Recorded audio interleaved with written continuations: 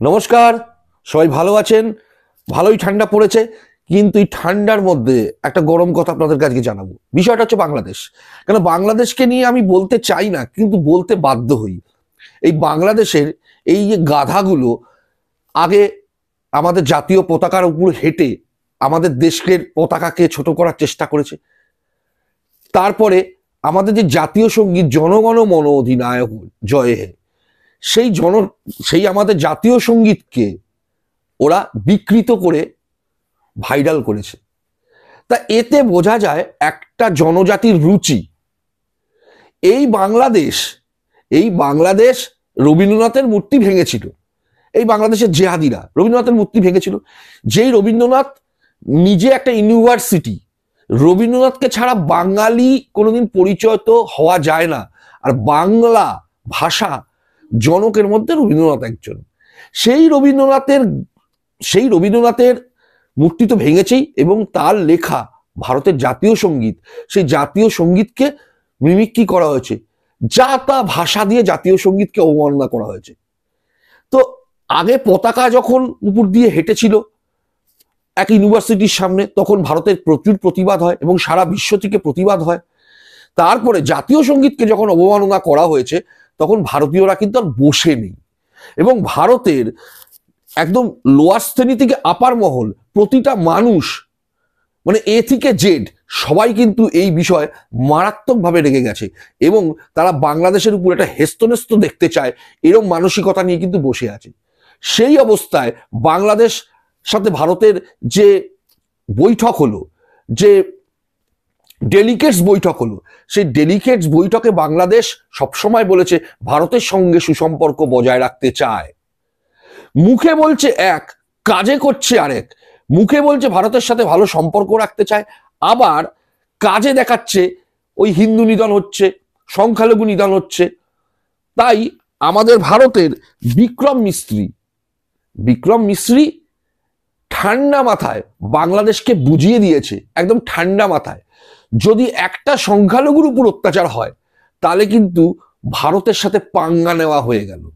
এর মধ্যে তো কিছু মাতাল মদখোর, ওই যেগুলো বাংলাদেশের নেশা চলে না, ফ্যান্সিডিল খায়, তারপরে ওই যে কি বলে না, ওই যে ক্যাপসুল গুলোকে কি বলে না, ওই রোহিঙ্গা মুসলমানরা বিক্রি করে, কি ওয়াবা না কি বলে, হ্যাঁ, ওই ধরনের কি মাল আছে না, আমরা তো নামও জানি না।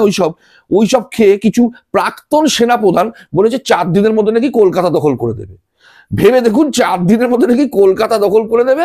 তো এই 4 দিনের মধ্যে কলকাতা দখল করে আমরা না অনেকদিন বাদে খুব ভারতীয়রা প্রাণ খুলে হেসেছে। এর জন্য আমরা কোনো প্রতিবাদ করিনি। আমরা বলেছি যে যে হে, আপনারা যখন পায়খানা করেন, পায়খানা করার পরে যে পাছায় জল দিতে হয় না, ওই ছচু করতে হয়, তো ওই ছচুর জলটাও ভারতবর্ষ থেকে যায়। তো এই হচ্ছে আপনাদের অবস্থা। তো আপনারা ভারতের সাথে আপনারা যা যা বলছেন বলুন। আবার বলেছেন যে আপনারা নাকি আসাম, ত্রিপুরা, বেঙ্গল সবকিছু দখল করে নেবেন, এগুলো বলেছেন। তো এগুলো আমাদের এই শীতের এই ডিসেম্বর মাসের আমাদের একটা হাসির, মানে আমাদের এন্টারটেন অনেক কমে গেছে। আপনারা আমাদের নতুন করে আমাদের এন্টারটেন দিলেন এই কথাগুলো শুনে। আমরা বেজায় হেসেছি সারা ভারতীয়রা, যে আপনাদের সেনাবাহিনী, আমাদের ওই প্রাক্তন সেনাবাহিনী আবার তারা বলেছে নাকি দখল করে নেবে, আমেরিকাও নাকি বাংলাদেশের সাথে পারবে না। তো এইসব বিষয়গুলোতে আমরা খুব হালকাভাবে নিচ্ছি, কিন্তু আমরা যেটা খুব খারাপভাবে নিয়েছি সেটা হচ্ছে জাতীয় পতাকার অবমাননা এবং জাতীয় সঙ্গীতের অবমাননা করা। তো এর জন্য আপনাদেরকে আমাদের বিক্রম মিস্ত্রি তো বলেই দিয়েছে যে কি করতে হবে না করতে হবে। তো এখন আপনারা কি করবেন আগে একটা ডিসিশন নিন। একদিকে তো ইউনিশ সরকার আপনাদের বাজার মূল্য ওই জায়গায় নিয়ে গেছে, এবার আওয়ামী লীগের সবাই 50 লাখ মানে সমর্থক জমায়েত হচ্ছে যে শেখ হাসিনাকে ফিরিয়ে আনার জন্য। আগের দিন শেখ হাসিনা লন্ডনে যে ভার্চুয়াল কনফারেন্স করেছে, ভিডিও ভার্চুয়াল কনফারেন্স করেছে, সেখানে ব্যাপক সাড়া পেয়েছে। এখন এই পরিস্থিতিতে আপনারা যতই চেষ্টা করুন যে এই জামাতের সাথে থেকে সংখ্যালঘু হিন্দুদের উপর নিধন করে, হ্যাঁ, এবং আমাদের অবশ্যই চিন্ময় কৃষ্ণ মহাপ্রভুকে, যে একটা গণতান্ত্রিক দেশে সে একটা উকিল পাচ্ছে না, এবং যেই উকিল চিন্ময় কৃষ্ণ মহারাজের জন্য লড়তে যাচ্ছে তাকে আপনারা তার অফিস ভাঙচুর করছেন, এটা কিন্তু সারা বিশ্বে বাংলাদেশের ভাবমূর্তি এমন জায়গায় নিয়ে গেছে না, আপনারা আর কল্পনা করতে পারবেন না। তো যাই হোক, টাইম আসছে, রেডি থাকুন আপনারা। আমরা ঠান্ডা মাথায় বিবেচনা করছি। আমরা তো বাংলাদেশকে আমাদের টাইট দিতে 5 মিনিট লাগবে, কিন্তু শেখ হাসিনাকে যেহেতু আমরা একজন প্রধানমন্ত্রী হিসাবে আশ্রয় দিয়েছি, তাই ভারতবাসীরা প্রত্যেকজন মনে করে শেখ হাসিনা আজও বাংলাদেশের প্রধানমন্ত্রী। সেই প্রধানমন্ত্রীর যাবতীয় সুযোগ সুবিধা আমরা শেখ হাসিনাকে দিচ্ছি, এবং আমরা তার সাথে একটা অন্য দেশের প্রধানমন্ত্রী হিসাবে তার সাথে আচরণ করছি। তার জন্য কিন্তু ভারতবর্ষ আপনাদের দেশে কোনো রকম ভাবে কোনো কিছু অ্যাটাক করছে না। আপনাদের কপাল ভালো, শেখ হাসিনা ভারতবর্ষে আছে বলেই আপনাদের দেশে কোনো রকম ভারতের সৈন্যবাহিনী অ্যাটাক করছে না। কিন্তু সহ্যের তো একটা সীমা থাকে। আপনারা স্বপ্ন দেখেন, 72 ভুলের স্বপ্ন দেখেন, মাদ্রাসা ছাপ লোক আপনারা।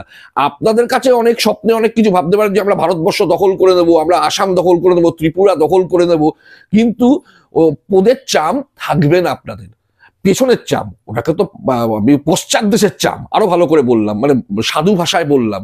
দেখুন, সবসময় তো মুখ ঠিক থাকে না, তাই বলছি যে আপনারা যত তাড়াতাড়ি আপনাদের দেশের মানে পরিস্থিতি স্বাভাবিক করবেন, ততটা আপনাদের জন্য ভালো। এই তো জাতীয় সঙ্গীত নিয়ে আপনারা রবীন্দ্রনাথ ঠাকুরকে অবমাননা করে বলেছিলেন না, জাতীয় সঙ্গীত চেঞ্জ করে দেওয়া হবে, হিরো আলমকে দিয়ে আপনারা গান গাবেন বলেছিলেন তো, হিরো আলম জাতীয় সঙ্গীত গাইবে, এরকম একটা ব্যাপার। কারণ রবীন্দ্রনাথ ঠাকুর তো আপনারা পেয়দা করতে পারবেন না, একটা রবীন্দ্রনাথ ঠাকুর পেয়দা করতে হয়। রবীন্দ্রনাথ ঠাকুর 100 বছরে 2000 বছরে একটা করে আসে। তো যাই হোক, এইসব বিষয় নিয়ে যত কম বলা ভালো।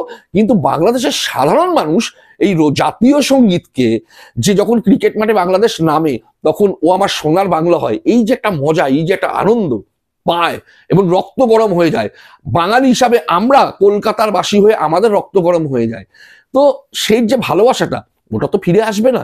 তো আপনারা যাই করছেন করুন, কিন্তু আবারও ঠান্ডা মাথায় বলছি, খুব সাবধান, খুব সাবধান। ফেনী আমাদের খুব দূরে না, চট্টগ্রাম আমাদের খুব দূরে না, ঠিক আছে? তো এই বিষয়গুলো মাথায় রাখবেন। আর 7 সিস্টারের কথা চিন্তা করে বন্ধ করে দিন। আপনারা এখন একটু মানে মূত্র ত্যাগ করে 1 গ্লাস জল খেয়ে ওই প্রাক্তন সেনাপ্রধানদের বলছেন আপনারা ঘুমিয়ে পড়ুন। আমাদের প্রাক্তন সেনাপ্রধানরা যখন কোনো বিবৃতি দেয়, কত টেকনিক্যাল বিবৃতি দেয় দেখবেন। আর আপনাদের প্রাক্তন সেনাপ্রধানরা যা বিবৃতি দিচ্ছে, ওরা সেনা প্রধান ছিল না, ওরা ছানার দোকানের মালিক ছিল। নমস্কার, সবাই ভালো থাকবেন।